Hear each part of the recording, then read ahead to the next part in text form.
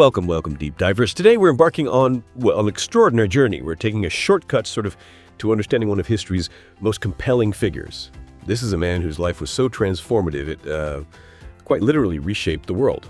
Paul, originally known as Saul of Tarsus.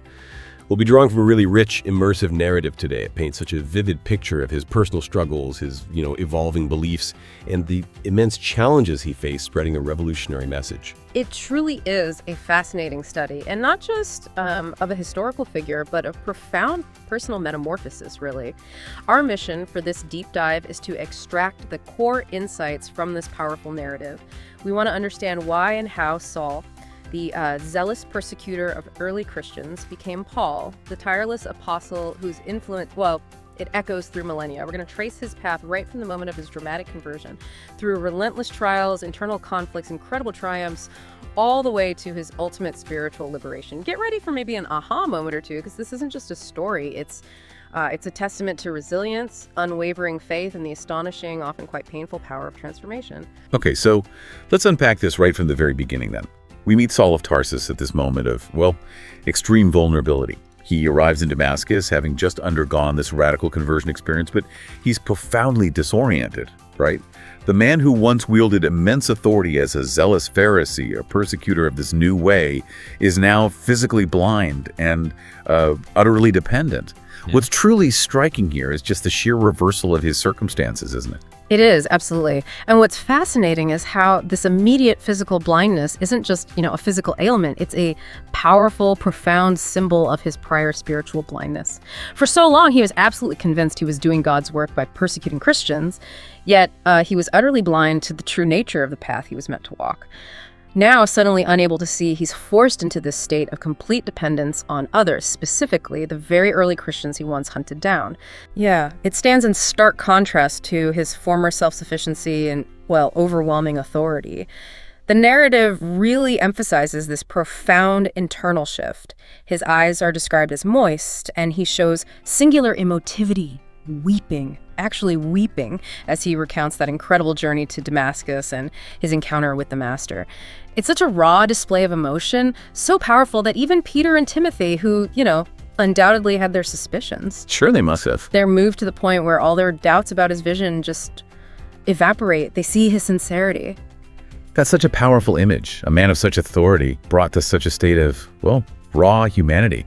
It's hard to imagine the immense psychological shock and humility this experience must have instilled. Think about it. The former persecutor, now in desperate need of those he had previously sought to, imprison or even kill. How did he grapple with that reversal of roles? It must have been an absolute shattering of his former identity, really setting the stage for a lifetime of internal shifts. Absolutely. And that leads us straight into his first encounters within the Christian community and their reluctant yet ultimately compassionate acceptance of him. Peter and Timothy, having just witnessed his raw sincerity, welcome him, albeit with initial constraint. That phrase, initial constraint, it speaks volumes, doesn't it? It really does. The early Christian community had suffered directly under Saul's zealous persecution, so they must have harbored deep suspicion, maybe even fear. But Peter, with his characteristic generosity, extends grace. He reassures him that his needs have been partly provided for, and even offers him a place to stay as long as you wish.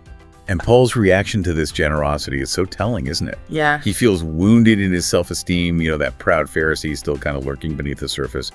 Yet, remarkably, he immediately prayed to Jesus to help him not to despise the opportunities for learning. That's quite something. It is. He accepts their hospitality for what he calls his health treatment, which the source describes as revealing a certain coyness. It's his deep internal struggle, isn't it? Accepting help and guidance from those he once saw as enemies. It's a testament to his burgeoning humility. Now, this fragile acceptance leads to a critical decision about his next steps, especially given the widespread animosity he still faces from the Jewish authorities. Indeed, that external animosity is a significant life-threatening factor. Peter, ever the pragmatist and deeply experienced in the dangers facing the early movement, advises Saul to leave Jerusalem. It wasn't just about the intense, escalating persecution against Christians. It was also about the deep-seated popular animosity towards anyone associated with the way, especially him. Right. The traces of persecution were left deeply in the popular soul. You have to imagine people arriving in Jerusalem mutilated and literally cursing the movement, a direct, horrifying consequence of Saul's past actions. Even James, the son of Alphaeus, a highly respected leader, is noted to be wary of Saul's background. You can understand why. Yeah, absolutely. Peter emphasizes that Saul's new state of soul is like a precious plant that begins to germinate, needing freedom to the divine germ of faith. In Jerusalem, he'd face intransigent priests, those unyielding, hard-line religious leaders, and a populace with extreme difficulties of forgiveness. This early exile, it feels like more than just a safety measure, doesn't it? Oh, definitely. It's crucial because it prevents Paul from becoming a martyr too soon, allowing for a period of profound internal development away from immediate external conflict. It essentially forces him to confront his past actions head-on in solitude, rather than being consumed by external battles right away. Precisely. And Saul humbly accepts this exile, which in itself signals a deep surrender to his new path. He decides to return to his ancestral home, Tarsus, hoping for some understanding, perhaps even some solace from his father, Isaac. But as we'll soon discover, that hope is, well, tragically shattered. So we move from the initial, albeit reluctant, acceptance by the Christian community to a devastating rejection by his own flesh and blood. Upon returning to Tarsus, Saul is met with this bitter, uncompromising rejection by his father Isaac. Isaac simply cannot comprehend or accept his conversion to what he scornfully calls an unknown carpenter. This is a truly devastating blow for Paul. His family home was, in his mind, his last hope, his last hope for acceptance and belonging after the radical changes in his life. His father's harshness, deeply rooted in the rigid dogmas of Pharisaical Judaism, stands in such sharp contrast to the surprising compassion he had just found in the Christian community. It's quite the juxtaposition. He really is. His father accuses him of abandoning sacred duties, the venerable traditions of your name, and the sacred hopes of your people. He even implies that Abigail's early death was a blessing if it meant she didn't see him lose his mind. Wow, that's just cold. It is. And Isaac's final cutting remark, "You have needs, it is fair that you ask the carpenter for the right provisions," is this profound insult, dismissing Paul's spiritual awakening as a mere quest for material comfort. The narrative tells us Paul responds by weeping bitter tears, even more profoundly than his anguish during his physical blindness. This shows the immense depth of his emotional pain and disappointment. That's such a raw human moment, isn't it? More profound than even the physical suffering of his blindness. It makes you wonder, was the physical pain easier to bear than the emotional abandonment from his own family? It's a powerful question. This complete abandonment by family and his social class, coupled with the rejection by the Jewish authorities, truly leaves Saul with nothing but his burgeoning faith. This stripping away of all worldly attachments, his status, his family, his past identity, becomes absolutely foundational to his future ministry. With nothing left to cling to, Saul embarks on a period of profound inner work, what the narrative calls a greater battle against the man of the world within himself. And this is where we see a truly crucial transformation take shape. Saul doesn't succumb to despair or, lament his situation. He uses it as an opportunity for spiritual discipline. He takes his father's parting, generous financial gift, not for comfort or to return to his former life, but quite remarkably, to acquire a loom, embracing the humble profession of a weaver. A weaver, from a Pharisee and scholar. Exactly. For 3 years in Tarsus, he lives a life of humility and work. This is a drastic change from his former intellectual prominence and his status as an applauded athlete. This active, deliberate embrace of manual labor is a conscious choice to shed his past identity, a practical manifestation of the humility he learned. His decision to work so as not to be a burden is also a clear foreshadowing of his self-sufficient missionary practice later on. So it's so much more than just survival then. This period is a spiritual crucible. Absolutely. The solitude and the repetitive labor of weaving force him inward, allowing for deep introspection and purification. The narrative tells us his past torments him in painful nightmares, where he sees victims of his persecution accusing him. Mm-hmm. He uses this time to intimately study the spirit of Stephen, the man whose stoning he oversaw, now tragically seeing him as the tombstone of his future engagement. He becomes a humble weaver, and his former acquaintances lament this transformation, treating him as a peaceful alien. Yet his physiognomy accentuated his ascetic features, and his eyes revealed a profound and indefinable peace. He even took pleasure in witnessing the change of conduct to his former comrades of triumph. He's quite literally weaving complicated rugs, tents, and shelters, exercising patience for the immense work that lies ahead. Absolutely. And it's in this crucible of inner transformation that Saul receives profound spiritual guidance through vivid visions. During his solitary meditations, he has powerful encounters with Stephen and Abigail, both appearing young and radiant. This vision serves as a direct affirmation of his path and a continued source of spiritual mentorship. Stephen, his victim, now embraces him effusively, calling him a beloved brother, which is just incredible. Grace. It symbolizes complete forgiveness and the transformative power of Christ's love. Then Abigail, his lost love, appears, and through her words, she redefines a spiritual universal concept of family and children. What a profound moment of grace and redemption, bringing so many threads of his past together. Stephen telling him, do not dwell on the past. Who in the world could? And then Abigail's words, which are just breathtaking. We will lack a home. We will have it in the hearts of all who come our way. As for children, we have the immense family that Jesus bequeathed to us in his mercy. The children of Calvary are also ours.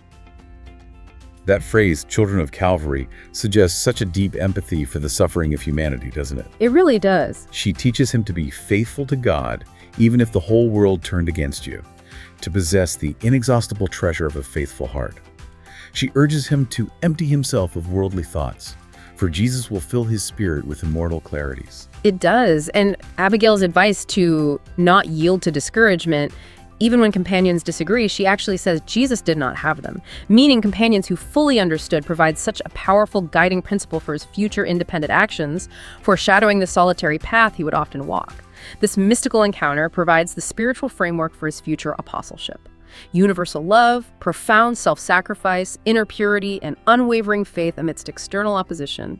From this long, arduous crucible of inner transformation, Saul emerges as a profoundly new man, finally ready for his first official call to service. And that call comes from Antioch.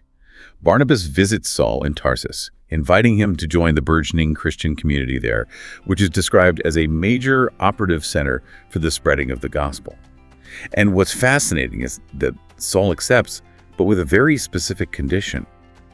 He insists on continuing his trade as a weaver to remain self-sufficient. This is a powerful demonstration of his sustained commitment to humility and self-reliance, avoiding any financial burden on the nascent community. It truly shows how deeply those 3 years in Tarsus reshaped his priorities. His immense joy at simply being remembered by distant brethren underscores his deep need for acceptance within the Christian community after years of isolation and rejection. Barnabas himself praised the dedication of humble men, but also noted the dire need for those who know Moses' law and the Master's gospel deeply. Paul did not hesitate, but he did present one condition: that he continue his trade so as not to be a burden. He spent long hours of the day repairing rugs or engaging in weaving work, thus earning what was necessary to live. The narrative further points out he never sought the first places, preferring the simplest labors, assisting the sick. Even the Acts of the Apostles mentions him always last when referring to Barnabas' collaborators, reinforcing his newfound humility. So this period in Antioch is clearly formative for Paul, allowing him to practice his faith in a supportive community before embarking on more challenging, expansive missions. It's here that he truly develops his unique approach to ministry, working diligently with his hands, teaching profound truths, and serving the vulnerable. And the diverse, accepting environment of Antioch, a true melting pot, sets the stage for a critical development in the identity of this new movement, the naming of the followers of Christ. Absolutely. Antioch, being a cosmopolitan hub, became a truly vibrant center for what was known at the time as the Church of the Way. It was here that Luke, the physician and future evangelist, visited and was deeply impressed by Saul's distinctive teaching style. Saul had this unique way of fermenting opinions before others spoke, evidencing the generous concern to teach and learn simultaneously. A truly collaborative and humble approach. That's interesting. Yeah, Luke, finding himself drawn to this man of almost rude appearance, observed the dynamic community.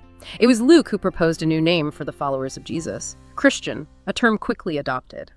This marks a truly crucial point in identity formation for the new faith, clearly distinguishing it from Judaism and giving it a universal identity. That's a monumental moment, the birth of the very term Christian. Antioch itself is described as a city full of licentious pleasures and passionate traumas, a place of considerable worldly distractions. Yet nightly, large groups of masons, destitute soldiers, poor farmers, the common people, the overlooked, gathered in a simple house to hear the message of a better world. The adoption of Christian signifies a much broader appeal beyond Jewish converts, aligning perfectly with Paul's emerging vision of a universal faith.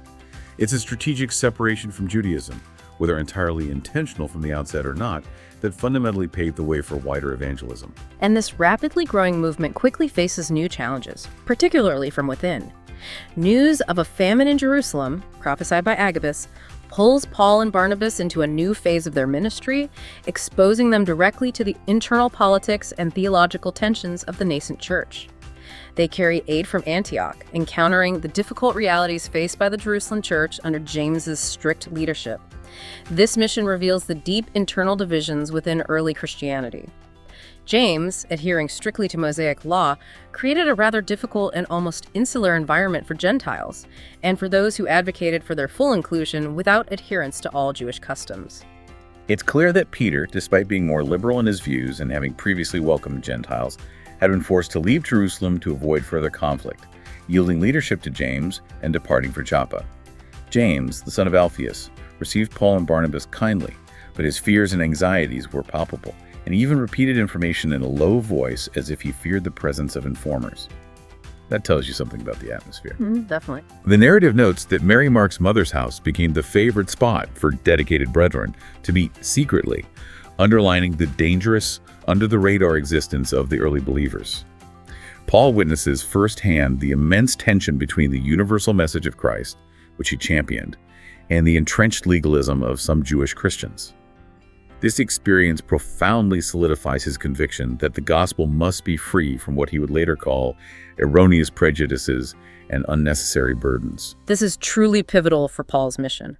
With financial aid delivered, Paul and Barnabas now embark on their first major missionary journey, confronting both external opposition from pagan societies and these simmering internal theological battles within the nascent Christian communities.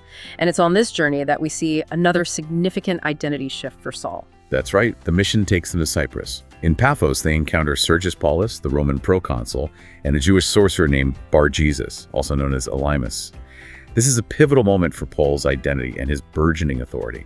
What exactly happens there that prompts such a fundamental change?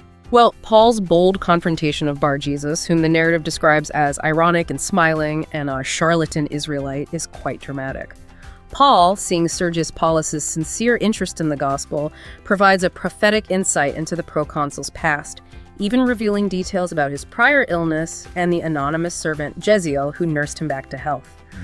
Paul then confronts Bar-Jesus directly, telling him he will be blind for a time, a striking, almost poetic parallel to Paul's own initial blindness and subsequent spiritual awakening. The proconsul's immediate conversion, leading to his freedom from suffering and dangerous illusions, inspires Paul. The text notes that many of our companions changed their name when they converted to the love of Jesus. Paul takes the name Paulo, or Paul, in unforgettable memory of Stephen, the undoubted preacher who succumbed to stoning, and also Jeziel, the beloved slave who saved Sergius Paulus. So it's a tribute, really. Exactly. The adoption of Paul marks a very public declaration of his transformed identity and, importantly, his clear mission specifically to the Gentiles. It also serves as a perpetual, humbling reminder of Stephen, the man whose martyrdom Paul himself had consented to, now serving as his guiding inspiration. What a monumental transformation indeed. It's almost as if shedding his old name, Saul, is the final outward manifestation of that deep internal transformation he underwent in Tarsus. But the mission, of course, continues, and new challenges arise, including a significant departure from their ranks. As they move from Pamphylia to Pisidia, John Mark, Barnabas' nephew, unexpectedly leaves the mission to return to Jerusalem. This, as we'll discover, causes a painful rift later between Paul and Barnabas. This incident truly highlights the immense difficulties and personal sacrifices inherent in early missionary work. Paul's conviction in moving towards poor, rudimentary, and light-deficient areas rather than wealthy, comfortable centers clearly underlines his focus on true spiritual need over convenience or easy converts. John Mark is described as contrariado, which means displeased or unwilling, finding the people supremely ignorant and full of thieves. Not exactly ideal missionary territory. No, but Paul, in his unwavering resolve, states, "We must seek the region precisely for that reason." He later tells John Mark that the march towards Christ is also made in ranks. We must all arrive. We must arrive well, however those who stray. He then uses powerful examples of David, Solomon, and Judas to illustrate that to rest or abandon one's commitment can lead to falling away. This strong resolve, pushing into difficult territories and prioritizing the mission above all else, is a truly defining trait of Paul. It reveals his understanding that the greatest spiritual growth often occurs where there is the most resistance. This challenging journey then leads them to Lycaonia, where Paul faces both misinterpretation of his profound message and, quite literally, severe physical assault. In Iconium, a young woman named Thecla develops an extreme passion for Paul, tragically misinterpreting his spiritual teachings for carnal love. This leads to accusations of sorcery and seduction. And then, in Lystra, Paul heals a lame man, leading the superstitious locals to mistake him and Barnabas for gods Jupiter and Mercury, which Paul vehemently denies. The Thecla incident truly illustrates the recurring challenges Paul faced in conveying spiritual love in a world steeped in worldly passions and superstitions. Paul's clear distinction between holy love and carnal passion, explicitly stating love is holy but passion is poisonous, is a crucial teaching moment for his new converts, grappling with these distinctions. The Lystra incident then dramatically showcases the volatile, almost absurd nature of public opinion, from worshiping them as gods, with the local priest of Jupiter actually bringing 2 oxen for sacrifice, to violently stoning Paul. Incredible turnaround. Paul, in an act of profound humility and exasperation, tears his tunic, shouting, "Do not commit sacrilege, we are not gods. See, we are simple men." It's a striking pivot from potential deification to violent rejection. And the stoning in Lystra, where Paul is left for dead and dragged outside the city walls, is absolutely chilling. It directly mirrors Stephen's martyrdom, the very act Paul himself had consented to and overseen years earlier in Jerusalem. This experience must have been a profound, almost literal redemption for Paul, fulfilling his earlier internal conviction that he might undergo the same fate.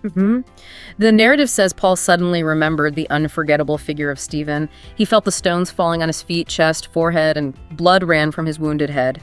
He knelt without a complaint, begging Jesus to strengthen him. He consciously linked it to his past error, declaring, certainly the Master had reserved the same kind of death for him, so that he might redeem himself for the evil inflicted on the martyr of the Jerusalem church. He felt ashamed for the suffering he had inflicted on Stephen, only now fully comprehending its true horror through his own experience.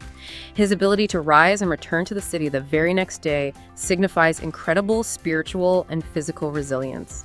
This is a moment where Paul truly embraces his cross. The truly defining moment for him, marking a powerful completion of his spiritual journey of atonement. Despite these harrowing experiences and near-fatal encounters, Paul continues his mission, now with a new key companion.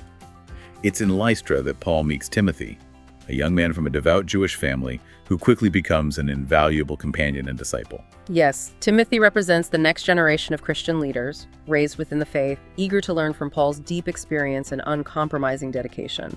Paul sees in him great potential and dedicates significant time to mentoring him. Timothy, little more than 13 years old, is noted for his tenderness and deep interest in the scriptures. He assists in copying the Gospels and providing aid, and is intensely impressed by Paul's resilience and unwavering commitment despite the dangers. And Timothy's loyalty and eagerness will become a recurring theme throughout Paul's later ministry, providing Paul with much-needed support and a crucial sense of continuity for the mission.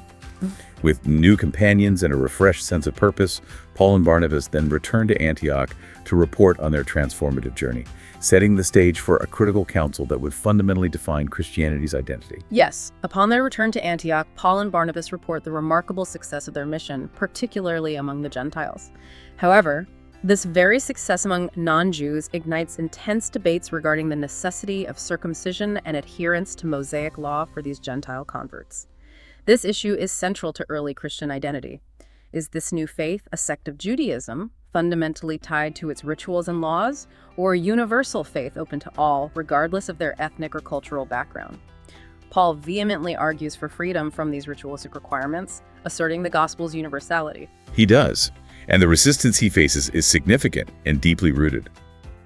Paul took the floor in vain, tirelessly explaining that the gospel was free and that circumcision was only a conventional characteristic of Jewish intolerance. Despite his established authority and the visible prestige of his successful missions, misunderstandings persisted. Adding to the tension were elements from Jerusalem who complicated the situation, arguing that Paul and Barnabas' word, however inspired, was not sufficiently authorized to speak in the name of Jesus. Ow. Yeah. The narrative tells us the church in Antioch swayed in a position of immense perplexity, illustrating just how deeply this debate divided communities. It was a true crisis of identity for the nascent faith, threatening to fracture it before it could truly take root. Absolutely, and it became clear that a formal, definitive resolution was desperately needed to prevent a schism. Paul and Barnabas decide to seek this resolution from the apostles and elders in Jerusalem. But before that pivotal council, an incident involving Peter himself highlights the depth of the conflict and the pressure Paul was facing. Peter comes to Antioch at Paul's invitation, and initially he associates freely with Gentile Christians, eating with them and enjoying fellowship. However, when emissaries from James arrive from Jerusalem, Peter abruptly withdraws and separates himself from the Gentiles, fearing the judgment of the Jewish Christians. This incident, though seemingly small, is highly significant in understanding the pressures on early church leaders. It reveals Peter's internal conflict and the immense pressure from the Jerusalem faction, particularly those who insisted on Gentile adherence to Jewish law. Peter arrived in Antioch, evidencing great joy, and was without distinction or preference, even questioning where were the substances not blessed by God, meaning what food isn't blessed by God, regardless of dietary law. But upon the arrival of these messengers from Jerusalem, he changed his minimal attitudes and seemed austere and sad, never referring to the freedom that the gospel granted to human conscience.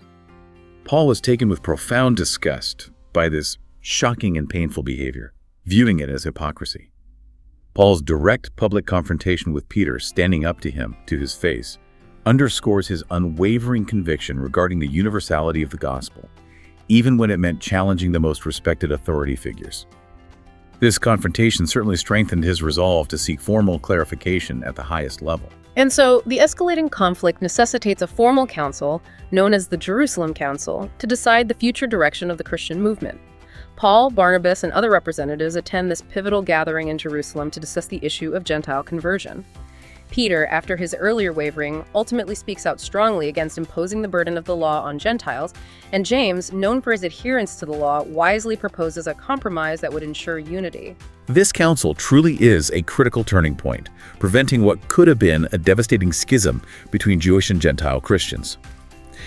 Peter's argument, though framed carefully, powerfully supports the idea of salvation through divine grace, not ritual observance.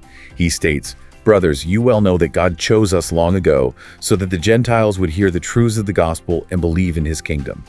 We believe that we will only be saved by the Master's divine favor, extended generously to us and to them also." Powerful words. And James, while known for his devotion to the law, offers a pragmatic solution. Gentile converts should avoid practices that are detestable for the private life of each one, such as fornication, consuming blood, meat offered to idols, and strangled animals. But significantly, he does not require circumcision. The council's decision, though a compromise, is a significant victory for Paul's mission to the Gentiles. It officially validates the inclusion of non-Jews without requiring them to fully convert to Judaism, fundamentally broadening the appeal of Christianity. Despite this crucial theological victory, Paul faces another personal challenge that leads to a new partnership. Following the council, Paul and Barnabas plan another missionary journey, but a sharp disagreement arises over whether to bring John Mark, who had abandoned them earlier on their first journey.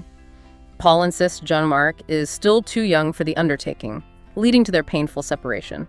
Paul then chooses Silas as his new companion. This incident truly reveals Paul's pragmatic and demanding leadership style, prioritizing the mission's effectiveness and a companion's unwavering commitment over personal ties, even with a longtime friend like Barnabas. His refusal to immediately readmit John Mark suggests a strong belief in accountability and readiness for profound sacrifice. Paul explains, the readmission of John Mark was not fair. He could fail again, flee from assumed commitments, despise the opportunity for sacrifice. He doesn't mince words.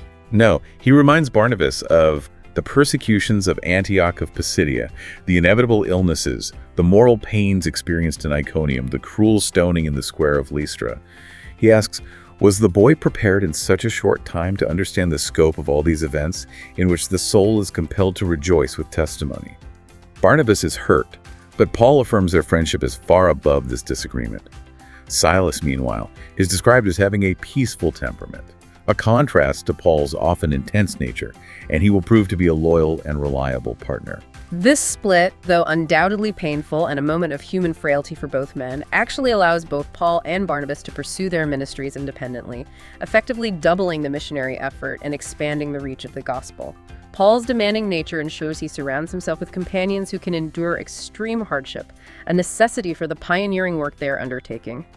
And so, with Silas, and later with Timothy joining them, Paul embarks on his second great missionary journey, taking the gospel across the Aegean Sea to Europe. This truly marks a monumental expansion for the burgeoning Christian faith. Paul, Silas, and Timothy journey through Asia Minor, strengthened by the Jerusalem Council's decisions, which provided clear theological backing for their Gentile mission. Then, in Troas, Paul receives a prophetic vision, a man from Macedonia pleading for help, which definitively leads them to cross into Europe. This vision is a direct divine redirection, explicitly opening the door for the gospel to reach a new continent and fundamentally altering the trajectory of Christianity. It profoundly underscores Paul's reliance on spiritual guidance for strategic decisions rather than mere human planning or convenience. The meeting with Luke, the physician, is also seen as direct divine provision, a subtle miracle in itself. Luke, who was in charge of medical services aboard a large vessel, offers, "Do not worry about that. If I do not have a fortune, I have wages. We will be travel companions, and I will pay for everything with great satisfaction." That's amazing generosity. It is. This journey to Europe marks a significant expansion of Christianity, moving beyond its Jewish and Asian roots into the heart of the Roman Empire. The inclusion of a physician like Luke also highlights the practical and compassionate aspects of their mission, not just the spiritual. Their arrival in Philippi, the first European city on their journey, immediately brings both remarkable success and fierce opposition. In Philippi, they convert Lydia, a prominent businesswoman and a truly significant early convert. But then Paul casts out a spirit of divination from a young girl, what was called a python spirit, essentially a fortune teller angering her owners, who profited immensely from her abilities. This act of liberation directly impacts powerful financial interests, leading to Paul and Silas being flogged and imprisoned. This incident vividly highlights the inevitable clash between spiritual liberation and economic exploitation. Paul's act, motivated by profound compassion for the girl, directly impacts the financial interests of powerful individuals. The girl, possessed by this spirit, would cry out, "You received the messengers of redemption? They are not men, they are angels of the Most High." Paul, never conforming to the merchandising of heavenly goods, meaning he wouldn't profit from spiritual gifts, cast out the perverse spirit, declaring, "We are not angels, we are workers struggling with our own weaknesses for the sake of the gospel." He ordered the spirit to depart forever. And the consequences were immediate. Yes. After this, Paul and Silas are violently seized, thrown into the bottom of a damp dungeon, and endure 39 lashes, a brutal punishment. Yet remarkably, they sing hymns and pray, causing a miraculous earthquake that opens the prison doors. The jailer, contemplating suicide due to his fear of escapees, is converted and baptized with his entire household. Paul, having suffered the illegal beating as a Roman citizen, then demands the magistrates come themselves to release them, asserting, "I am a Roman citizen." A powerful move. The magistrates are filled with fear at having violated Roman law and begged Paul and Silas to leave the city. The Philippian incident is a microcosm of Paul's entire ministry. Divine intervention, the conversion of incredibly diverse people, a wealthy businesswoman, a slave girl, a jailer, and then there's his unwavering willingness to endure profound suffering for the gospel. His resilience in the miraculous events solidify his conviction in divine protection. But the missionary journey continues, leading them to Athens, where Paul confronts a different kind of resistance, entirely intellectual arrogance. Yes. In Athens, Paul attempts to engage with the city's renowned philosophers and intellectuals at the Areopagus, essentially the Supreme Court for philosophical and religious matters. He attempts to preach about their unknown God and the resurrection, trying to bridge the gap between Greek philosophy and the gospel. However, he is largely met with skepticism, mockery, and polite dismissal. This represents a significant challenge for Paul, whose previous encounters were largely with Jewish legalism or direct pagan superstition. The Athenian intellectual elite's coldness of stone contrasts sharply with the open hearts of the simpler people he previously encountered. Paul struggles to connect with their fallacious science of the earth and their sense of imaginary superiority. They found the idea of a bodily resurrection utterly absurd. It's a stark scene. Paul is taken to the Areopagus to make contact with the wisest and most intelligent men of the era, but he's met with more curiosity than interest. After his speech, the most ironic left the precinct with sarcastic laughs, while others declared they would listen again when he would not luxuriate in commenting on matters of fiction. essentially dismissing his message as fantasy. Ouch. Paul is naturally desolate by this reception. He compared it to the coldness of stone, the rigidity of intellectual death. Only Dionisio and Damaris showed genuine interest, a very small harvest. This experience seems to teach Paul that intellectual debate, while valuable for some, is often insufficient for true spiritual conversion. It reinforces his predilection for the simple and peaceful who are more open to spiritual truths. Undeterred by this significant setback, Paul moves on to Corinth, a city ripe for the gospel, and, perhaps ironically, the birthplace of his most enduring legacy. He arrives in Corinth, a bustling, wealthy, and morally complex port city known for its licentious pleasures and rampant immorality. Here, he is reunited with Aquila and Priscilla, fellow tent makers who will become vital collaborators and dear friends. It's a welcome reunion and a chance for stability after the intellectual isolation of Athens. Paul immediately resumes his manual labor, continuing his unwavering commitment to self-sufficiency as a tent maker. Corinth's vibrant, often hedonistic environment contrasts sharply with the humble Christian community he strives to build.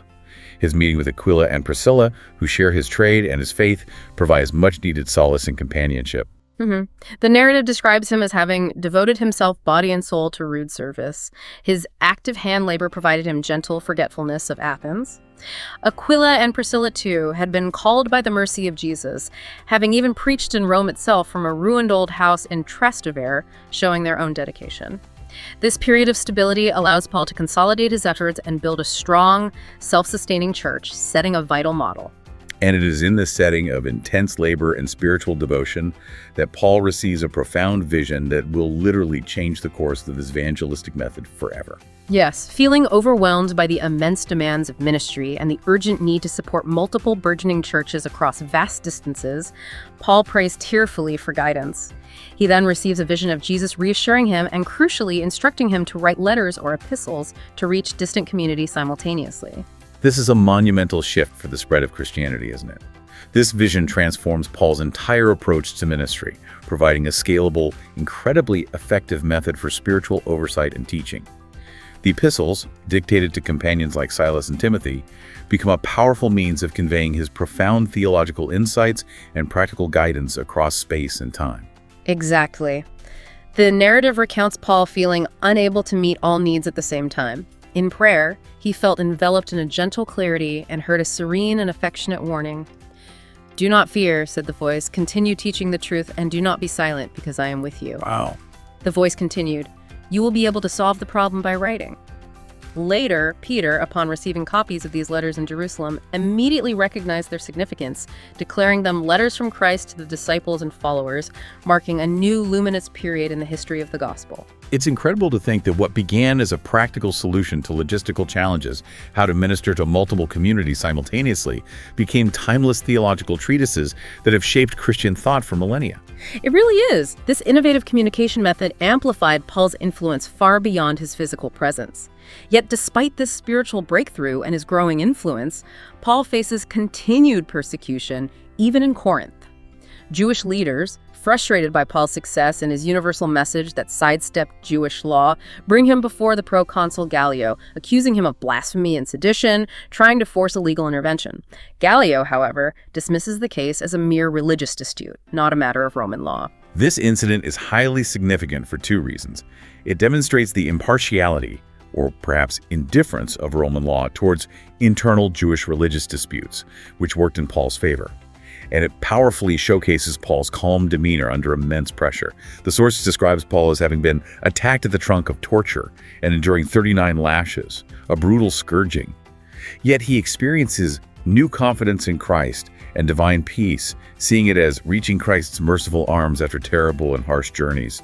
He even felt his first great ecstasy during this suffering. Incredible resilience. At the trial, Gallio, described as a generous and illustrious Roman, famously presses one ear with his finger, explaining that every administrator or judge in an outside cause should reserve one ear for the accusation and the other for the defense.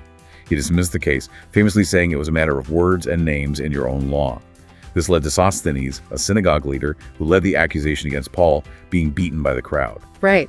Gallio's decision sets a crucial legal precedent, providing Paul with a period of relative legal protection from Jewish accusations, allowing his work to continue and flourish. It also subtly highlights the difference between earthly and divine judgment. With the Corinthian church thriving, and his groundbreaking epistles circulating widely, Paul continues his relentless missionary efforts, leading him back to Asia. He spends an extended period in Ephesus, a bustling, important city, and a major center of Diana worship. Here, he multiplies miracles and conversions, attracting a significant following. However, this success directly disrupts the lucrative trade in idols and religious paraphernalia, leading to a major riot instigated by Demetrius, a silversmith whose livelihood was directly threatened. Paul's friends, Aquila and Priscilla, are even caught up in the violence, highlighting the danger. This conflict vividly illustrates the direct clash between the liberating message of the gospel and deeply entrenched pagan economic interests. Paul's willingness to directly challenge idolatry, despite the clear danger, shows his uncompromising dedication. His regret over his friend's suffering highlights his deep personal bonds. The silversmiths, led by Demetrius, protested vehemently because almost no one was interested anymore in acquiring images of the goddess Diana due to Paul's preaching. Yeah, their business was drying up. Paul's workshop and the couple's simple workshop were dismantled, their looms broken, and leather pieces thrown onto the street furiously. Aquila and Priscilla were even arrested during the chaos. The Ephesus riot underscores the volatile nature of spreading a new religion, especially when it impacts livelihoods. It reveals how Paul's ministry often provoked extreme reactions, both deep devotion and furious opposition. With the situation in Asia becoming increasingly dangerous and his work there reaching a critical mass, Paul feels a deep premonition about his future. He begins a sorrowful farewell journey, embarking on a path back to Jerusalem, filled with prophetic foreboding about his impending imprisonment and suffering. He bids tearful farewells to various communities he had founded and nurtured, including a particularly emotional one in Ephesus, knowing it would likely be his last. This segment truly emphasizes Paul's profound personal cost of apostleship. Despite his unwavering faith, he is deeply human, experiencing sadness, dread, and a palpable sense of impending doom.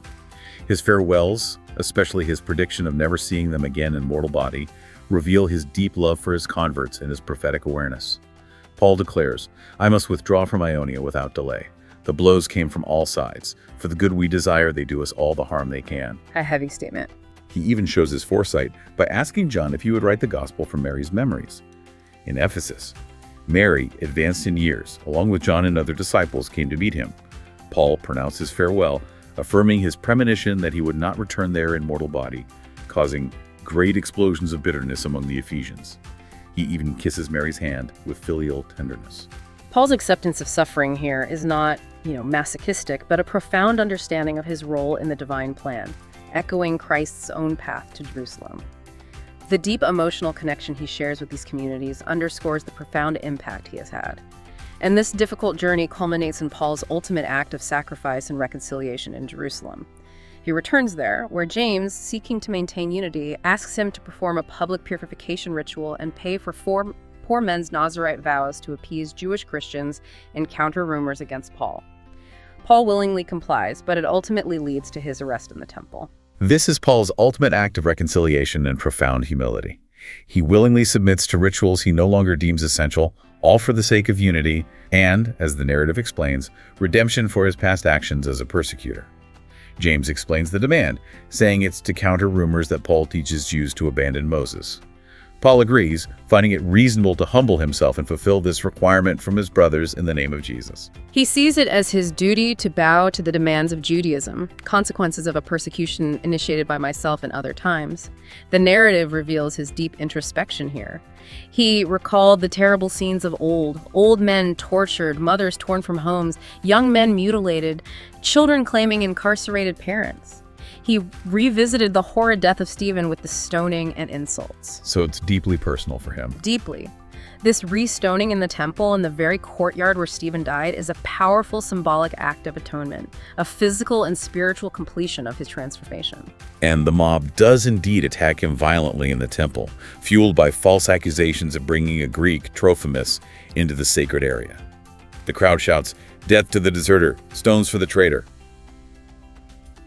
Paul did not offer the slightest resistance. He is tied to the trunk of suffering, a public pillar for flogging, in the very courtyard where Stephen had been stoned 20 years earlier. Incredible parallel. The first stones hit his chest and arms, and a trickle of blood began to soak his garments. Yet he faces his tormentors with disconcerting serenity, showing a peace that transcends the pain. Paul's acceptance of this humiliation and suffering in the very place of his past transgressions signifies the culmination of his transformation. It's a profound demonstration of forgiveness, both received and given. Our Roman authorities intervene, rescuing him from the mob, which then leads to a series of trials and imprisonments that define Paul's final years. And so Paul is rescued by the Roman tribune Claudius Lysias, who then, to ensure his safety, sends him to Caesarea for trial before Governor Felix. He is imprisoned there for 2 long years and later appears before Governor Festus and King Agrippa. What's remarkable is how Paul consistently leverages his Roman citizenship during these trials, strategically using the legal system to gain fairer treatment and avoid summary execution. His refusal to bribe Felix, who was known to be corrupt, demonstrates his unshakable integrity. Right, he refuses to play that game. When offered money to meet the personal interests of those involved, Paul responds, "I perceive now that you speak of justice conditioned by the criminal caprice of men. This justice does not interest me." He states, "I prefer to die in prison than to serve as an obstacle to the spiritual redemption of the humblest of Caesarea's officials." Before King Agrippa, he speaks with eloquent words and arguments, recounting his conversion and mission so powerfully that Agrippa, almost convinced, states, "You almost persuade me to become a Christian." These extended periods of imprisonment, though physically confining, paradoxically allow Paul to continue his ministry through correspondence, cementing the importance and reach of his epistles. They also provide a unique platform for him to articulate the Christian message to high-ranking officials. Despite his legal maneuvers, Paul's ultimate appeal to Caesar means a perilous journey to Rome, the very heart of the empire. He embarks on a dangerous sea voyage under the custody of Centurion Julius, facing incredible storms and ultimately a shipwreck on the island of Malta. This journey is profoundly symbolic of the trials Paul continues to face, even at the very end of his life. His calm demeanor, his wisdom, and his remarkable leadership during the shipwreck demonstrate his practical skills and his unwavering faith, earning the respect of the Roman soldiers and sailors. Paul advises against sailing due to necessary rest for the ship, but the centurion, somewhat vexed, dismisses him. During a terrifying 14-day storm and fog with all hope lost, Paul steps forward and tells them, "Do not be saddened by this. Here we are, Roman patricians, Alexandrian merchants, authorities, soldiers, prisoners, women, and children. Although different from each other before God, pain aligns our feelings for the same end of salvation and peace." A powerful message of unity and shared adversity. And after the shipwreck on Malta, as Paul throws branches onto a fire, a viper bit him on the hand. He calmly held it in the air with a serene gesture until it fell into the flames, showing no ill effects. The local islanders, witnessing this, expecting him to die, begin to believe he is a god, some envoy from Olympus. Paul later uses this moment to heal Publius's father, demonstrating the true source of divine power. The viper incident reinforces the perception of divine protection around him, highlighting the clash between pagan superstition and genuine divine power. Paul finally arrives in Rome, the heart of the empire, initially under house arrest. He continues to preach to local Jewish leaders, inviting them to hear his message, but they remain largely skeptical and resistant. Tragically, the situation for Christians in Rome rapidly deteriorates under the brutal Emperor Nero, leading to mass arrests and horrific persecution. Paul is eventually subjected to a second, far harsher imprisonment, a true dungeon this time. Paul's dedication to evangelism remains undimmed, even in confinement. His persistent efforts to reach his Jewish brethren, despite their resistance, highlight his enduring compassion and loyalty to his heritage. The increasing persecution underscores the brutal reality faced by early Christians, accused of horrific crimes, including falsely setting fire to Rome. Paul is initially allowed to live outside the dungeon, only accompanied by a guard. He daily visited the dungeon where he took his food ration, seizing every opportunity to preach to criminals or victims of human wickedness. He even encounters Peter in Rome and learns about the horrible carnages in the circuses where Christians were being consumed by hundreds. Paul, ever the astute observer, classifies 2 types of resistant people: those poisoned by the fallacious science of the earth, like in Athens, and recalcitrant Jews who do not understand faith without religious struggles. And the persecution under Nero, it's horrific. It is. Nero, having designed the famous fire to clear parts of Rome, scapegoated Christians. Young, defenseless girls were thrown into dungeons. Respectable old men were led to dungeons in shackles. Children were torn from their mothers' laps. Christians were used as human torches and torn apart by wild beasts. Paul notes the patience, invincible faith, and moral resistance of these martyrs. And his final letters, written from this harsher second imprisonment, truly reveal his human vulnerability. He writes, "Only Luke is with me," indicating his loneliness. but they also show his enduring hope and conviction. His poignant request for his cloak and for John Mark to come shows his practical needs, but also his profound willingness to reconcile, demonstrating that even at the end, he was a man of warmth and forgiveness. His journey culminates in the ultimate sacrifice. Paul, accused and condemned, is led outside Rome and beheaded. His physical death is swift, but his spiritual experience is described as one of profound peace and immediate reunion. His martyrdom is the final, ultimate act of his transformative journey, echoing Christ's sacrifice and Stephen's stoning. The scene is grim. He is tied up, and a visibly drunk executioner mocks him. The military chief informs him he is to be sacrificed on the day after the death of the Christians. But Paul, with majestic serenity, declares, "Do not think that your sword can eliminate my life forever. I will penetrate into the tabernacles of eternal life with my Lord Jesus Christ, the same one who will hold you accountable, as well as Nero and Tigellinus." Powerful words to the end. He walks calmly to his execution. The executioner's hand trembles. Paul says, "I am not worthy of pity. Rather have compassion on yourselves, for I die fulfilling sacred duties." He is beheaded quickly. Paul's death, rather than a final end, is presented as a glorious transition, the final shedding of earthly burdens for eternal communion. It's the ultimate fulfillment of his conversion. And immediately after his death, the narrative describes Paul experiencing this sense of profound relief and healing.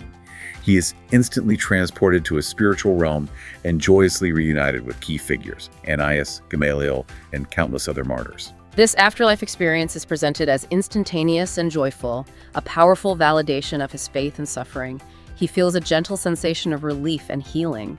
He hears steps and asks, "Who are you?" The voice answers, "Brother Paul," and Paul joyously cries, "Ananias! Ananias!" He is then embraced by the old master and Ananias in a single gesture of tenderness, exclaiming, "Only Jesus could grant me equal joy." Martyrs from the previous day's brutal festivities arrived singing a triumphant hymn of the liberated prisoners. His emotional reunion with Ananias and Gamaliel signifies the enduring bonds of spiritual family. And his spiritual journey culminates in the most profound vision of all: a glorious reunion with Jesus, accompanied by Stephen and Abigail, reuniting him with his master, and the two pivotal figures who so profoundly shaped his transformation. This final vision offers ultimate validation and peace. Stephen and Abigail, through their forgiveness and guidance, enabled Paul's transformation. Now they are present with Jesus, fulfilling their integral role.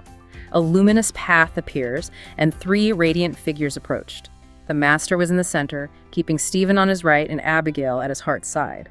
Paul is dazzled, his voice fleeing in awe. Abigail takes his hands delicately, and Stephen embraced him effusively. And Paul's first wish in the spiritual sphere, after everything, is to revisit Jerusalem, where I practiced so much evil, and there pray to Jesus to offer him my gratitude. Incredible humility, even then. This powerful conclusion emphasizes that Paul's life was a testament to radical transformation, profound redemption, and the enduring power of love and forgiveness.